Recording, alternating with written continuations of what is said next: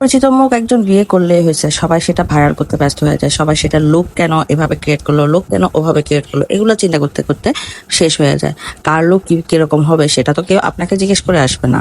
আমার লোক কেমন হবে সেটা যেমন আমি আপনাদের কথা শুনে চেঞ্জ করব না, তেমন তার লোক কেমন হবে সে কিন্তু আপনাদেরকে জিজ্ঞেস করে তারপর তার লোক করবে না। আপনাদের যেটা ভালো লাগে সেটা সবার কাছে যে ভালো লাগতে হবে এমন কোনো ব্যাপার না।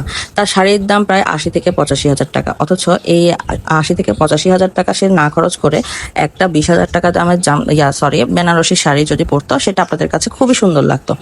তো একটা দামি শাড়ির একটা দাম ভ্যারি করে আছে, সবকিছু দাম ভ্যারি করে আপনাদের কাছে। আচ্ছা, সেটাও বাদ দিলাম। তো জিনিসটা কতটা বাঙালি, উনি যতটা সিম্পল, আপনারা বলছেন উনি অনেক সিম্পল হচ্ছে, এই সিম্পল সাজার জন্য উনি যে ৫০ হাজার টাকা খরচ করেছে সেটা কি আপনাদের মাথায় আছে? আপনারা কার নিজের বিয়েতে ৫০ হাজার টাকা দিয়ে আপনার সিম্পল সাজতে যাবেন?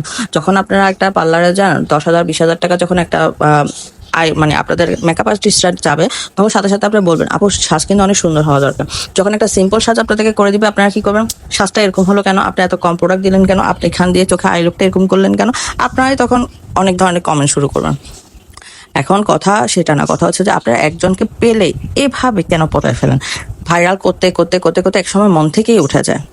আর আপনাদের কথা বললেই তো নাই, আমরা কন্টেন্ট ক্রিয়েশন করি, আমাদের কোনো কিছুই করতে পারবো না। আমরা যেটাই করব সেটাই ভাইরাল হতে হবে, যেটাই করব সেটা নিউজ হতে হবে, যেটা করব সেটা প্রতিদিন আমাদেরকে দিতেই হবে।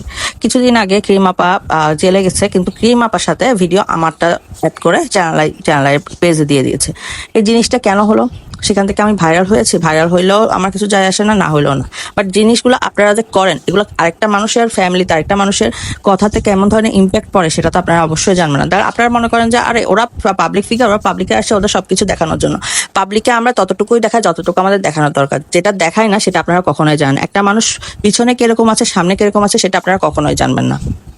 এখন অনেকে বলবে যে আপনি নিজের দিকে তাকিয়েছেন, নিজের দিকে তাকিয়ে দেখেন। তো একজন আমাকে তো কমেন্ট করে ফেলো, ভাই আপনার যত মেকআপ লুক করেন না কেন, যতই সুন্দর হোক না কেন, আপনার গেটআপ দেখলে কেউ আর আপনাকে দেখবে না, ডোন্ট মাইন্ড। হ্যাঁ আচ্ছা, আমি এই ড্রেসের একটা ভিডিও আপলোড দিয়েছিলাম, এই ড্রেস পরায় একটা ভিডিও আপলোডটা। এখন কথা হলো, আমি যে ড্রেস পরেছি সেটা হচ্ছে সালোয়ার কামিজ। সালোয়ার কামিজের মধ্যে পাশে ওড়না রেখেছি।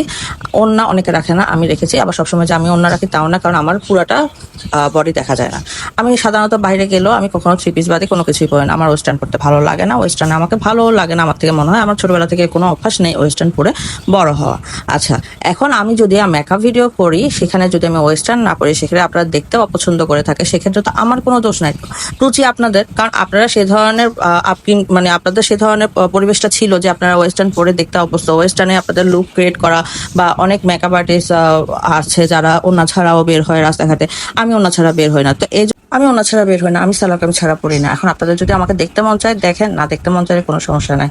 আমার অনেক ভিডিও ভাইরাল হচ্ছে, আমার অনেক ভিডিও মানুষের দেখতেছে, কে পছন্দ করে সেটা এখন আমি যাচাই করতে যাবো না, কারণ দেশের অধিকাংশ মানুষই হচ্ছে যে ফানি ভিডিও পছন্দ করে। এখন আমি যে যতই ফানি ভিডিও করি, যতই হ্যাক করি, তারা আপনারা পছন্দ না করলেও গালি দিতে ঠিকই প্রস্তুত থাকেন। ঠিক আছে, আল্লাহ হাফেজ সবাইকে, ভালো থাকবেন সবাই আশা করি।